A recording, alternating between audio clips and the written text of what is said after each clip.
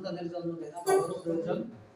তো এই দুইটা ভাষা গৌড় অর্থাৎ আমাদের চাঁপাইনবাবগঞ্জ আর তার সাথে ওদিকে পশ্চিমবঙ্গের মালদা জেলার নিয়ে যে অঞ্চলটা, এটা হলো গৌড়, প্রাচীন গৌড় নগরী এখানেই অবস্থিত।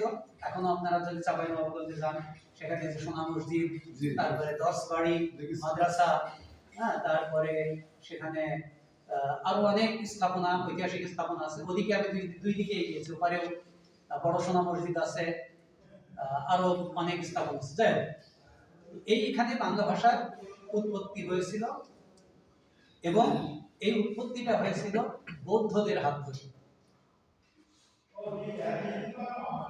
তারপরে একসময় বৌদ্ধ যুগের অবসান হলো, ব্রাহ্মণ্যবাদী চরম সাম্প্রদায়িক রাজা শশাঙ্ক বাংলা দখল করে। এই শশাঙ্কের রাজত্বকালে বৌদ্ধদের উপরে ব্যাপক নির্যাতন হয়েছে এবং তিনি একটা ফরমান জারি করেছিলেন যেটা বলে তাম্র শাসন। তামার পাতের উপরে খোদাই করা করে করে করে যে আদেশ জারি করা হয় এটাকে বলা হয় তাম্র শাসন। তো সেখানে এখনো সেটা সংরক্ষিত আছে। তিনি এরকমের নির্দেশ জারি করেছিলেন, সেতুবন্ধ থেকে হিমালয় পর্যন্ত যত বৌদ্ধ আছে তাহাদের প্রত্যেক বালক এবং বৃদ্ধকে যে হত্যা না করিবে তাহাকে প্রাণদণ্ডে দণ্ডিত করা হইবে। রাজবৃত্তদের প্রতি রাজার ইহাই আদেশ।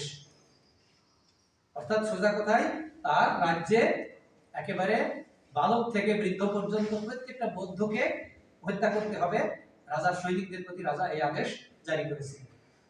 এরপরে এই বাংলা ভাষার জন্মদাতা বৌদ্ধরা, আমি যে ডাকাত বললাম সেই ডাকাতটাকে শশাঙ্ক।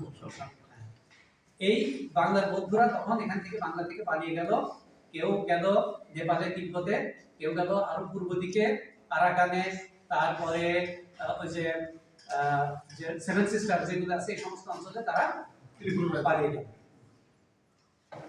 তো এখন এই যে পালিয়ে গেল, এরপরে আসলো পাল রাজা।